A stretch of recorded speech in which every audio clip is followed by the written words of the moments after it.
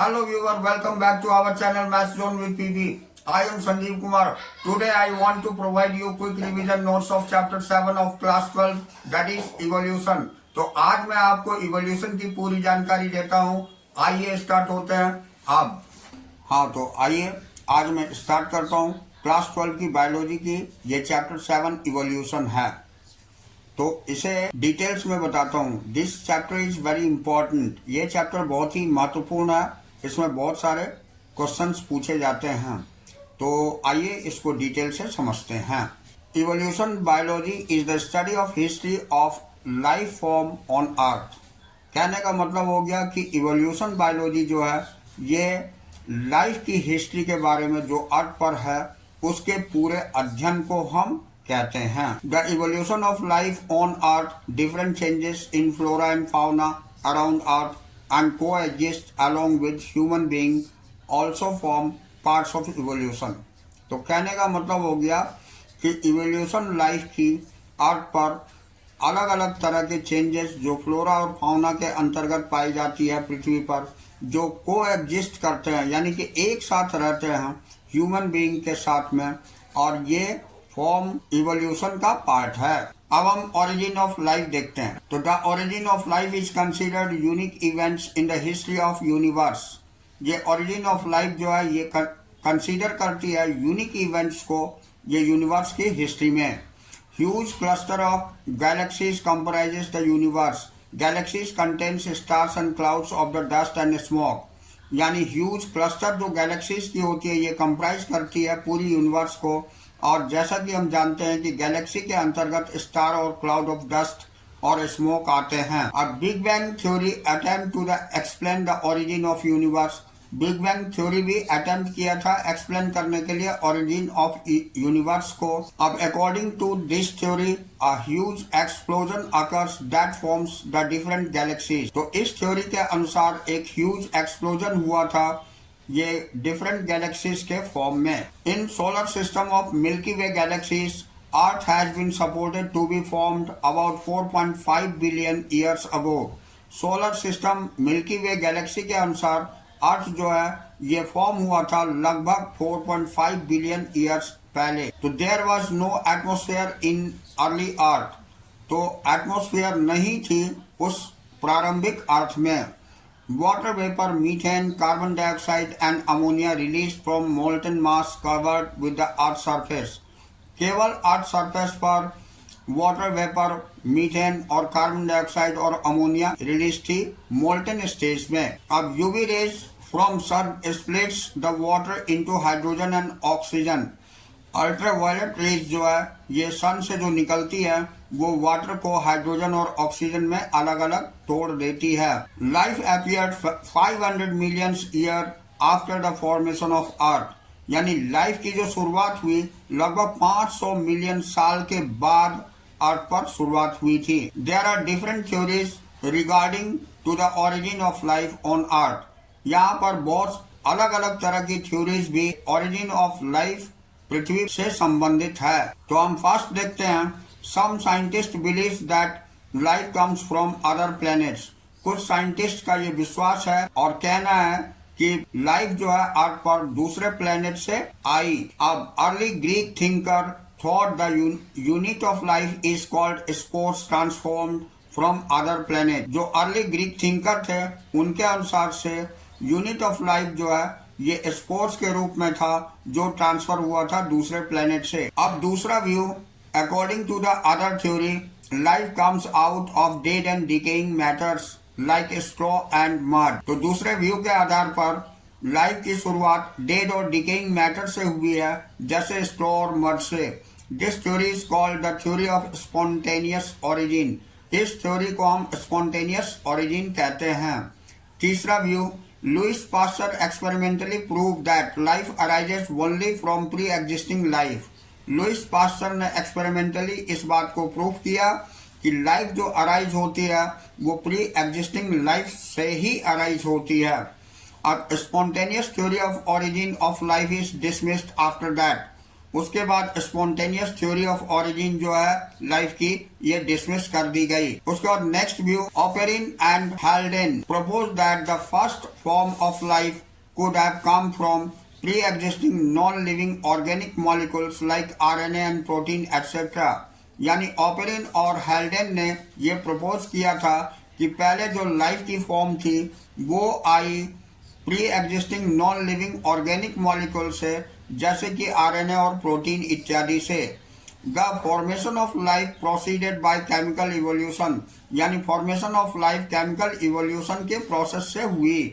Eight that time condition on earth were high, उस समय में अर्थ की कंडीशन हाई टेम्परेचर थी, वहाँ वॉल्केनिक इरप्शंस थी, रिड्यूसिंग एटमॉस्फेयर थी और कंटेनिंग CH4 एंड NH3, जिसके अंतर्गत मीथेन और अमोनिया थी। अब next, Miller experiment of origin of life. S L Miller in 1953 conducted the experiment to show the origin of life on the earth in the physical environment similar to condition prevails at that time। Miller experiment जो इन्होंने acyl Miller ने 1953 में किया था, उन्होंने एक experiment conduct किया था, उसमें दिखाया था कि लाइफ की ओरिजिन जो है ये फिजिकल एनवायरनमेंट के जैसा ही कंडीशंस प्रिवेल करती है उस समय। तो ये एक्सपेरिमेंट दिखाया था। इसमें Miller created similar condition of temperature and pressure in laboratory scale. Miller ने क्रिएट किया था सिमिलर कंडीशन और टेम्परेचर को और प्रेशर को लेबोरेटरी स्केल पर। He created electric discharge in A flask containing CH4H2 and ammonia. उन्होंने क्रिएट किया था इलेक्ट्रिक डिस्चार्ज को एक फ्लास्क के अंतर्गत, जिसमें मीथेन, हाइड्रोजन और अमोनिया लेकर के एंड वाटर वेपर, और वाटर वेपर को एट 8000 डिग्री सेल्सियस टेम्परेचर पर। He observe formation of amino acids in flask after 15 days of electric discharge. उन्होंने देखा कि एमिनो एसिड जो बन जाती है फ्लास्क में 15 दिन के बाद इलेक्ट्रिक डिस्चार्ज से। Similar experiment by the other scientist found the formation of sugar. इसी तरह की एक्सपेरिमेंट दूसरे साइंटिस्ट ने भी पाया, इसमें शुगर बन गई थी, नाइट्रोजन बेसेस थी, पिगमेंट्स थी और फैट्स थी। अब analysis of meteorite content also reveal similar compounds that reveal that similar process are occurring elsewhere in the space. This experimental evidence about the origin of life is called chemical evolution of life. Analysis जो होती है मेटेरियोसाइट content की, ये reveal करती है similar compound को और similar process को जो अकर होती है स्पेस में एल्सवेयर कहीं भी। अब ये एक्सपेरिमेंटल एविडेंस जो होती है ये ओरिजिन ऑफ लाइफ बोला गया, केमिकल इवोल्यूशन ऑफ लाइफ। इस ओरिजिन ऑफ लाइफ को केमिकल इवोल्यूशन ऑफ लाइफ बताया गया। अब हम experimental representation of millers experiment देखते हैं। तो the first non cellular form of life could have originated 3 billion years back. They could have been giant molecule like RNA, protein and polysaccharide etc. पहले जो non cellular form life की थी ये originate हुई थी 3 बिलियन ईयर्स पहले। They could have been giant molecules, उस समय में एक जायंट मॉलिक्यूल्स जैसे आरएनए, प्रोटीन और पॉलीसैकेराइड इत्यादि से हुई थी। Cellular form of life was probably single cell and originates in water medium. ये सेलुलर फॉर्म ऑफ लाइफ जो है ये सिंगल सेल से हुई थी जो ओरिजिनेट हुई थी वाटर मीडियम से।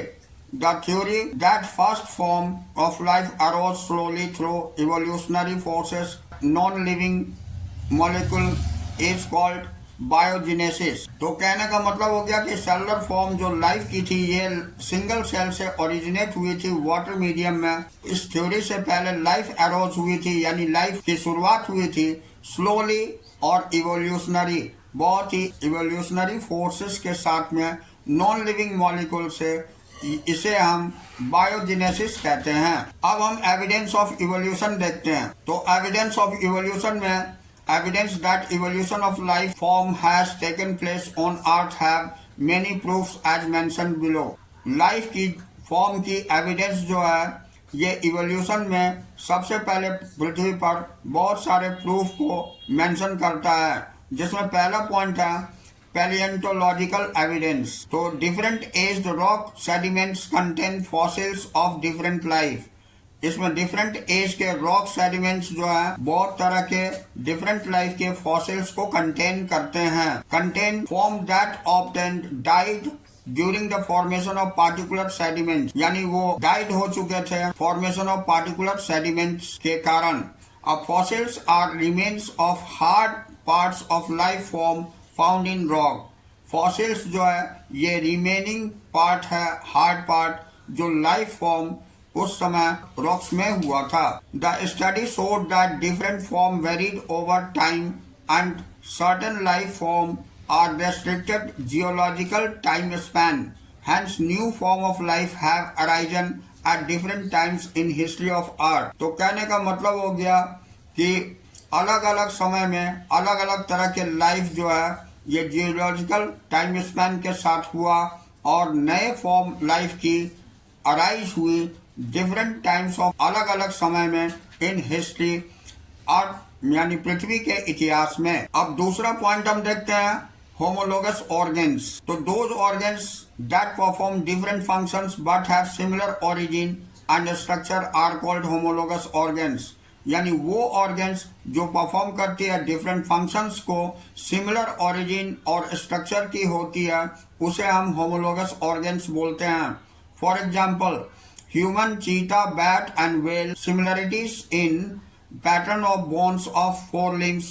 Throughout these forelimbs perform different functions in these animals. जैसे forelimbs तो सब में देखी जाती है और सबकी forelimbs अलग अलग functions करती है। तो in these animals similar structure develop along different directions. इसमें अलग अलग एनिमल्स में सिमिलर स्ट्रक्चर डेवलप हुई डिफरेंट डायरेक्शंस में due to adaptation of different needs, यानी अलग अलग नीड के एडाप्टेशन के कारण। तो this is called divergent evolution, इसी को हम डाइवर्जेंट इवोल्यूशन कहते हैं।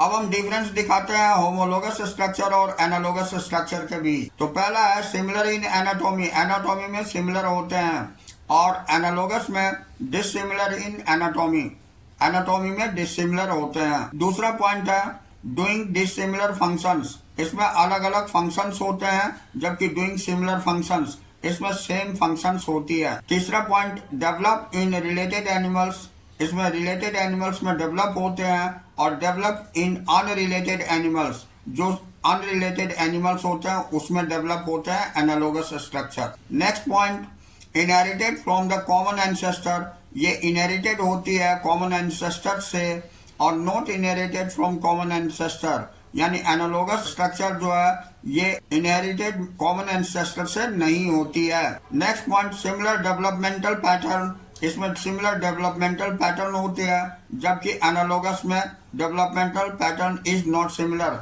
इसमें सिमिलर डेवलपमेंटल पैटर्न नहीं होती है। Next point similar structure and origin, इसमें सिमिलर स्ट्रक्चर और ओरिजिन होती है जबकि इसमें dissimilar in structure and origin, यानी एनालोगस में डिसिमिलर स्ट्रक्चर भी होती है और ओरिजिन भी। तो इस तरह हमने होमोलोगस स्ट्रक्चर और एनालोगस स्ट्रक्चर दोनों का डिफरेंस देखा। अब तीसरा पॉइंट है एनालोगस स्ट्रक्चर, तो they are not anatomically similar organs, ये एनाटॉमिकली सिमिलर ऑर्गन्स नहीं होते हैं बट परफॉर्म सिमिलर फंक्शंस, लेकिन सिमिलर फंक्शंस करते हैं। For example eyes of mammals and octopus और flippers of penguins and dolphins, this is due to the similar habitat that resulted in similar adaptive features in different groups of organism. This that of evolution is called convergent evolution. इस तरह की evolution को हम convergent evolution कहते हैं। तो आइए अब हम फोर्थ पॉइंट देखते हैं।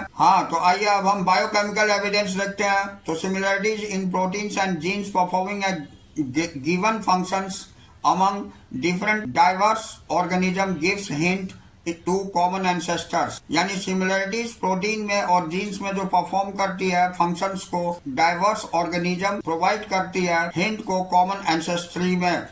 तो दीज बायोकेमिकल सिमिलरिटीज, इस बायोकेमिकल सिमिलरिटीज को हम point to the same shared ancestry as structural similarities among diverse organism, structurally similarities को और डाइवर्जेंट ऑर्गेनिज्म के अंतर्गत देखते हैं। तो आइए अब हम डाइवर्जेंट इवोल्यूशन और कन्वर्जेंट इवोल्यूशंस के बारे में डिफरेंस देख लेते हैं। This one is very important. जैसे कि होमोलोगस और एनालोगस ऑर्गेन्स स्ट्रक्चर जो हमने ऊपर देखा वो भी इम्पोर्टेंट थी। इसी तरह डाइवर्जेंट इवोल्यूशन और कन्वर्जेंट इवोल्यूशन भी इम्पोर्टेंट है। अब इसमें पहला पॉइंट हम देखते हैं, development of different functional structure from the common ancestral form is called divergent evolution. यानी डिफरेंट फंक्शनल स्ट्रक्चर की डेवलपमेंट कॉमन एंसेस्ट्रल फॉर्म से जो होती है उसे हम डाइवर्जेंट इवोल्यूशन बोलते हैं। जबकि कन्वर्जेंट इवोल्यूशन में development of similar adaptive functional structure, यानी जो डेवलपमेंट होती है सिमिलर एडाप्टिव फंक्शनल स्ट्रक्चर की इन अनरिलेटेड ग्रुप, जो एक दूसरे से संबंधित ग्रुप नहीं होते हैं, उसमें ऑफ ऑर्गेनिज्म, किसी ऑर्गेनिज्म की, इज कॉल्ड कन्वर्जेंट इवोल्यूशन। इसे हम कन्वर्जेंट इवोल्यूशन कहते हैं। दूसरा point, homologous organs show divergent evolution. Homologous organs जो है ये शो करता है डाइवर्जेंट इवोल्यूशन को, और यहाँ analogous organs shows convergent evolution. Analogous organs जो है ये कन्वर्जेंट इवोल्यूशन को शो करता है। अब इसके एग्जाम्पल देखते हैं। डाइवर्जेंट इवोल्यूशन में Darwin finches, Australian marsupials, locomotion in mammals, ये डाइवर्जेंट इवोल्यूशन के एग्जाम्पल हैं। जबकि कन्वर्जेंट इवोल्यूशन के एग्जाम्पल दिखाता हूँ। ऑस्ट्रेलियन मार्सोपियल्स होती है, प्लेसेंटल मैमल्स होती है, वेरियस एक्वेटिक वर्टिब्रेट होती है, and wings of insects, birds and bats होती है। अब हम नेक्स्ट पॉइंट देखते हैं, इवोल्यूशन बाय नेचुरल सिलेक्शन। ये इंडस्ट्रियल मेलेनिज्म कहलाती है। A case of natural selection was seen in England in 1850s, that is before industrialization, in a prepared moth, यानी Biston betularia. This moth has two forms, grey colored and black colored, जिसको कार्बोनेरिया बोलते हैं। In the early part of the 19th century, ये 19th century के early part में हुआ था। तो बिफोर इंडस्ट्रियलाइजेशन से पहले only the grey coloured form of moths were present. केवल ग्रे कलर की मॉथ्स जो है यही प्रेजेंट थी। The dark form were rare, dark form rare थी। The grey coloured moths were seen on the tree trunk covered with the lichens, and so they were able to escape from their enemies. Later on 1920 due to development of industries. अब 1920 के बाद जबकि industry की development हो चुकी थी, post industrialisation यानी post industrialisation stage में the lichens were killed, lichens समाप्त कर दिए गए, and the tree trunk looked dark due to the depositions of industrial soot. Birds now were able to spot the moths and feed upon them. So the grey colored moths were eaten by the birds and the dark colored moths escaped from the birds. Now coal is replaced by the industries and oil and electricity is used. This has reduced the soot productions and ultimately less depositions of soot on the tree trunk. These tree trunks have now again become grey in color. Consequently, grey-colored moths have again increased in number. This example clearly brings out the action of natural selection. तो इस case में हमने देखा कि ये England में 1850s में ये देखा गया था कि इंडस्ट्रियलाइजेशन से पहले ये ग्रे कलर की मॉथ्स की संख्या ज़्यादा थी और वो लाइकेंस के प्रेजेंस में पाई जाती थी ट्री ट्रंक पर। और इसमें हुआ क्या था कि जब ट्री ट्रंक पर लाइकेंस इंडस्ट्रियलाइजेशन होने के कारण उसकी स्मोक और डस्ट से वो ट्रीज के ऊपर कवर्ड हो गई थी, जिस कारण से वो ग्रे कलर की जो जितनी भी मॉथ्स थी वो बर्ड्स के द्वारा ईटन हो गई थी, यानी खा ली गई थी, और ब्लैक कलर की मॉथ्स की संख्या बढ़ गई थी। लेकिन जब इंडस्ट्रियलाइजेशन पूर्ण रूप से कंप्लीट होने के बाद वो आपको धीरे धीरे प्लांट ग्रोथ जब हुई तो उसमें ग्रे कलर की मॉथ्स की डेवलपमेंट हो गई। तो इस तरह हम इसे कह सकते हैं कि ये इवोल्यूशन बाय नेचुरल सिलेक्शन है। अब हम नेक्स्ट पॉइंट देखते हैं, इवोल्यूशन बाय एंथ्रोपोजेनिक एक्शन। ये इवोल्यूशन एंथ्रोपोजेनिक एक्शंस के द्वारा। ये resistance of mosquitoes to pesticide, ये मॉस्किटोज की रेजिस्टेंस पेस्टिसाइड्स के द्वारा होती है। When DDT was introduced to control mosquitoes, it was tremendously successful. Most of the mosquitoes were sensitive to DDT and were therefore killed. In the population of mosquitoes, few mosquitoes being resistant to DDT and survived, they multiplied and now almost total population of mosquitoes become resistant to DDT. कहने का मतलब हो गया कि जब DDT introduce हुई थी control करने के लिए मॉस्किटो को, तो ये बहुत ही सक्सेसफुल रही थी। कुछ मॉस्किटो जो सेंसिटिव थे डीडीटी की वो मारे गए थे, लेकिन पॉपुलेशन मॉस्किटो की कुछ ऐसी भी थी जो डीडीटी रेजिस्टेंट होती थी, वो सरवाइव हो गई थी और अब ये मल्टीप्लाई हो करके डीडीटी रेजिस्टेंट जो मॉस्किटोज है उसकी पॉपुलेशन बढ़ गई। तो इसे हम इवोल्यूशन ऑफ एंथ्रोपोजेनिक एक्शंस भी बोलते हैं। अब same pattern has been observed in bacteria, bacteria में भी सेम पैटर्न देखा गया, which are multi drug resistance due to excess use of drugs and medicine, जो मल्टी ड्रग रेजिस्टेंट हो जाते हैं एक्सेस ड्रग और मेडिसिन के यूज से। अब नेक्स्ट पॉइंट एडाप्टिव रेडिएशन देखते हैं। The process of evolution of different species in given geographical areas starting from the point of radiating to other areas of geography habitat is called adaptive radiation. Darwin's finch represents one of the best example of adaptive radiations.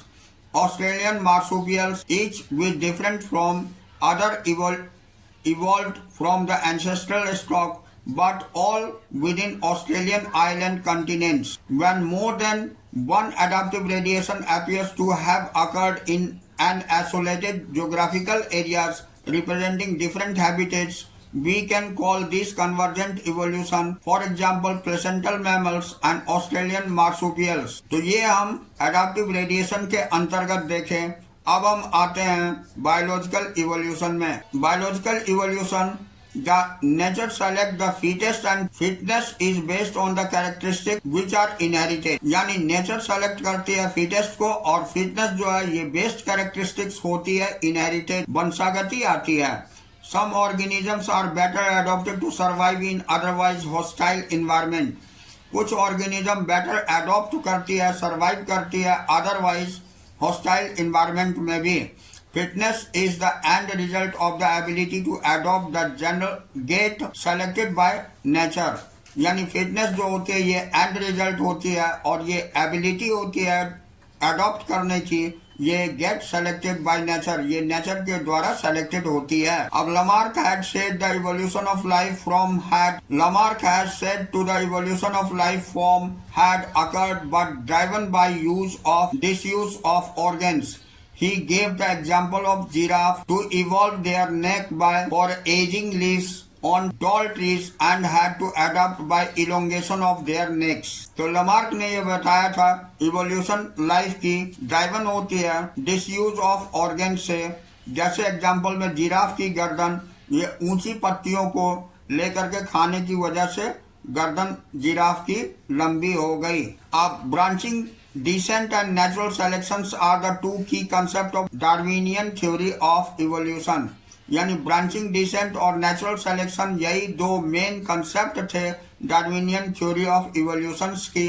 अब Darwin theory of natural selection was based on the certain observation like Darwin's theory of natural selection ये आधारित थी नीचे दिए गए observation के आधार पर, जिसमें पहला पॉइंट है लिमिटेड नेचुरल रिसोर्सेस, दूसरा पॉइंट ओवर पॉपुलेशन है, तीसरा पॉइंट कंपटीशन फॉर रिसोर्सेस है, चौथा पॉइंट स्ट्रगल फॉर एग्जिस्टेंस है और पांचवा point survival of the fittest है। इन्हीं कंसेप्ट के आधार पर Darwin theory of natural selection based है। अब हम मैकेनिज्म ऑफ इवोल्यूशन देखते हैं। तो Hugo de worries based on the work of evening primrose brought fourth an idea of mutation. Mutation is the large differences arising suddenly in the population. तो Hugo de worries ने अपने काम के आधार पर जैसे कि इवनिंग प्राइमरोज के में देखा कि आइडिया ऑफ म्यूटेशन जो होती है ये भी इवोल्यूशन का कारण होती है और म्यूटेशन लार्ज डिफरेंस अराइज हो जाती है सडनली इन द पॉपुलेशन में अचानक से होती है। Mutations are the random and directionless while Darwin variations are small and directional. Mutation जो है रैंडम होती है और ये डायरेक्शनलेस होती है, जब डार्विन वेरिएशंस जो होती है ये कम होती है, स्मॉल होती है और एक निश्चित डायरेक्शन में होती है। Hugo de Vries believed that mutation causes speciation. Hugo de Vries ने ये बताया था कि म्यूटेशन ये कॉज करती है स्पेसिएशंस को, हैंड कॉल्ड साल्टेशन, और इसीलिए इसे साल्टेशन कहा जाता है, यानी सिंगल स्टेप लार्ज म्यूटेशन। इसे सिंगल स्टेप लार्ज म्यूटेशन कहा जाता है। अब हम देखते हैं difference among लमार्किज्म, Darwinism and mutation theory. अब हम डिफरेंस देखेंगे लमार्किज्म में, डार्विनिज्म में और म्यूटेशन थ्योरी में। तो ये पहला पॉइंट लमार्किज्म को एक्सप्रेस करेगा, दूसरा पॉइंट डार्विनिज्म को, और तीसरी पॉइंट में हम म्यूटेशन रखे हैं, और इधर हम प्रॉपर्टीज के बारे में जानकारी देंगे। तो vital force, the theory believe that every organism has an internal vital force that tends to increase its size up to the certain limit. ये लमार्क का कहना था। जब Darwinism does not believe in the internal vital force, Darwinism इस theory पर believe नहीं करता है। अब म्यूटेशन थ्योरी में no internal vital force is involve, इसमें इंटरनल वाइटल फोर्स इन्वॉल्व नहीं होती है। दूसरा कॉन्शियस रिलेशन, तो animals with well developed nervous system react consciously to an change in environment. ये आपको हमने लमार्किज्म में देखा।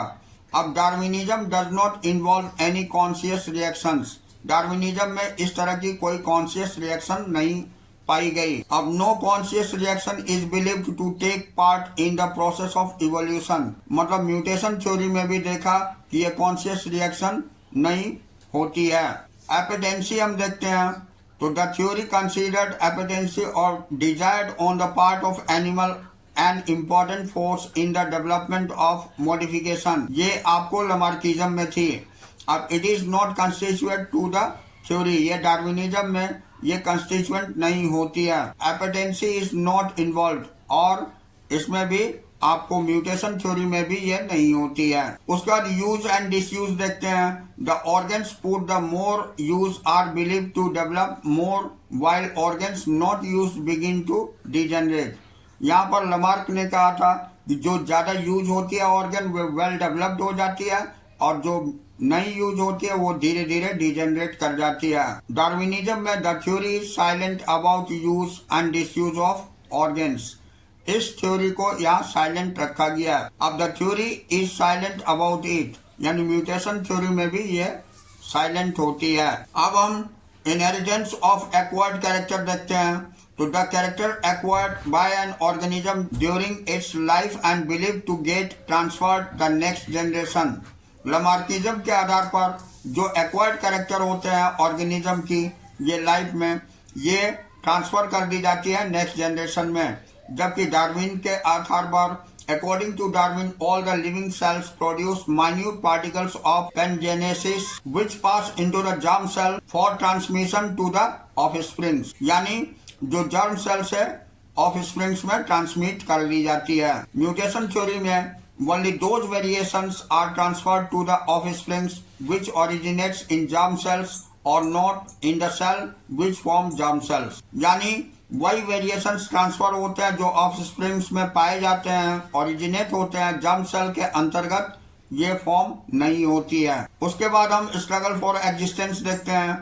तो the theory does not clearly spell out the struggle for existence in relation to the high biotic potential, जबकि Darwinism में organism produce more offsprings than the available food and space so that a struggle for existence ensure amongst them, ये support करता है। जबकि the theory believes is the struggle for existence, ये भी theory support करता है। अब हम ओरिजिन ऑफ वेरिएशंस देखते हैं। तो variations appears in the organism in response to the change in environment, conscious reactions, desired use and disuse of organs. अब वेरिएशंस अपीयर्स ऑटोमेटिकली, डार्विनिज्म बोलते हैं कि ये वेरिएशंस ऑटोमेटिकली हो जाती है, जबकि म्यूटेशन थ्योरी में variations appears due to the change in genetic makeup. Variations appear होती है ड्यू टू जेनेटिक मेकअप। अब कंटिन्यूअस वेरिएशन हम देखते हैं, the theory is silent about them, though it believes in a continuous modification of organs in the particular directions। ये Lamarckism में थी।